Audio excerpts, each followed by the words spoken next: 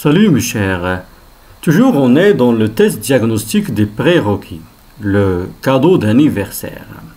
Et dans cette leçon, Inch'Allah, on va essayer ensemble de faire les exercices de la langue et la communication, première partie. Après avoir étudié le texte et les questions de compréhension du texte, le cadeau d'anniversaire, maintenant, on va essayer ensemble de faire les exercices de la langue et la communication. Commençons par la première phrase. Le père veut offrir un jouet à sa fille. Que veut dire cette phrase? Le père veut offrir un jouet à sa fille. Que veut dire cette phrase? Est-ce que il veut donner un jouet à sa fille? Il veut prêter un jouet à sa fille? Ou bien il veut vendre un jouet à sa fille? Et je vous rappelle, mes chers, avant de commencer, s'il vous plaît, prenez un stylo et un cahier parce que vous allez faire avec moi les exercices et au fur et à mesure. Et aussi, vous pouvez arrêter la vidéo et faire l'exercice après, voir la correction. Alors, j'espère, mes chers, que vous avez retenu la bonne réponse. Alors, la bonne réponse est le père veut offrir un jouet à sa fille. Ça veut dire, il veut donner un jouet à sa fille. Passons maintenant à la question suivante. Relié par une flèche, chaque élément de la colonne A a son contraire dans la colonne P. On va relier chaque élément de la colonne A au contraire, à son contraire dans la colonne P. On a acheté, on a l'intérieur, sortir, avant, derrière. Dans la colonne P, on a entrée, après, vendre, devant, l'extérieur. Alors j'espère, mes chers, que vous avez retenu votre réponse. On va corriger maintenant ensemble. On a acheté. Le contraire, c'est vendre. L'intérieur. Le contraire, c'est l'extérieur. Sortir. Le contraire, c'est entrer. Avant. Après. Derrière. Devant. Et j'espère, mes chers, que vous corrigez au fur et à mesure. Passons maintenant à la question 8. Utilise le suffixe able, mon, if pour former d'autres mots. On va utiliser le suffixe able, mon, if. Douce. Attention. Accepter. Alors, on va utiliser des suffixes. On va les ajouter à ces mots. Mais il faut choisir le suffixe adéquat. Alors, j'espère que vous avez fini. Passons maintenant à la correction. Douce, on a doucement. Attention, attentif. Accepter, acceptable. Maintenant, la question suivante. Complète par son, c'est, ça. Ça veut dire les adjectifs possessifs. Un, article indéfini. Le, article défini. On a père et fille entrent dans une boutique pour acheter jouets.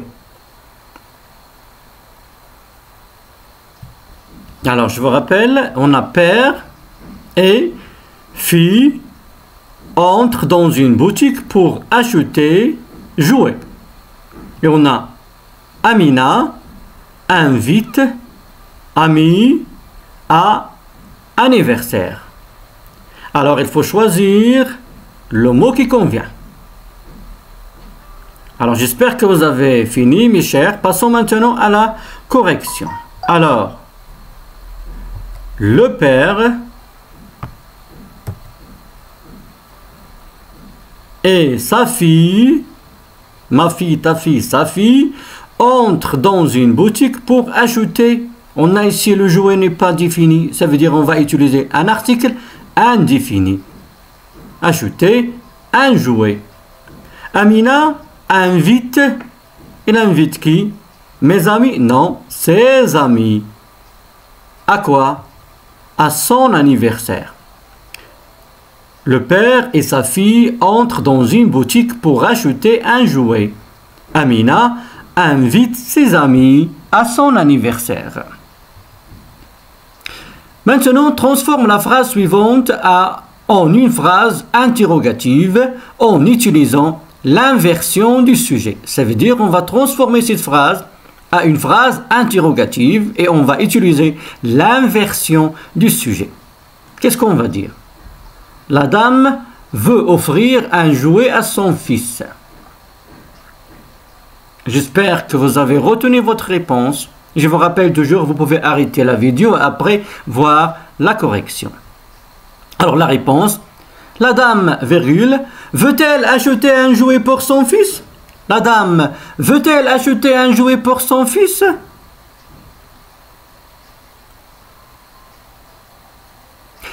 Maintenant, on va transformer cette phrase à une phrase interrogative mais sans inversion de sujet. Ça veut dire l'être moyen possible mais sans inversion de sujet. Qu'est-ce qu'on peut dire? Oui, on peut dire tout simplement la dame veut acheter un jouet pour son fils? On a ajouté le point d'interrogation. Est-ce que la dame veut acheter un jouet pour son fils? On a ajouté est-ce que plus le point d'interrogation. Maintenant, mets la phrase suivante à la forme négative. Mets la phrase suivante à la forme négative. Amina et son père visitent toujours la boutique de jouets. Amina et son père visitent toujours la boutique de jouets. Et faites attention, on a ici toujours, ça veut dire les choses se répètent. Ça veut dire qu'il faut penser au contraire de toujours. Qu'est-ce qu'on va dire? Et toujours, on va la transformer à une phrase négative. J'espère que vous avez retenu votre réponse. Passons à la correction. Amina et son père ne visitent jamais la boutique de jouets. Amina et son père ne visitent jamais la boutique de jouets.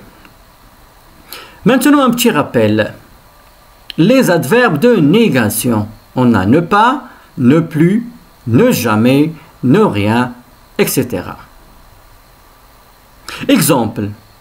Tu fumes encore? Non, je ne fume plus. Ça veut dire avant, je fume, mais maintenant, non, je ne fume plus. Alors, tu fumes encore? Non, je ne fume plus. Tu veux sortir avec moi? Non, je ne veux pas. Tu as visité la ville de Tanger? Non, je ne l'ai jamais visitée. Ça veut dire aucune fois. J'espère, mes chers, maintenant que vous avez compris tout d'abord les adverbes de négation et que vous pouvez les utiliser pour former des phrases négatives. Maintenant, complète avec celui, celle, ce. Celui, celle, ce. Ils sont des pronoms démonstratifs. Alors, commençons par la première phrase. Cette salle est petite. La est grande. Cette salle est petite. La est grande. Qu'est-ce qu'on va dire? J'espère que vous avez retenu votre réponse. Et on a la salle est féminin. Alors, celle-là est grande. Il ne désire pas acheter ce jouet. Il préfère la. Le jouet est masculin. Alors, qu'est-ce qu'on va dire? Oui, il préfère celui-là. La dernière phrase, tes jouets et de ton ami sont très jolis. Tes jouets, pluriel, et de ton ami sont très jolis. Oui, alors tes jouets et ceux de ton ami sont très jolis. C'est ainsi que s'achève cette première partie dans la langue et la communication. J'espère, mes chers, que vous allez refaire ces exercices doucement et que vous vous arrêtez la vidéo pour faire les exercices. En attendant, à bientôt mes chers.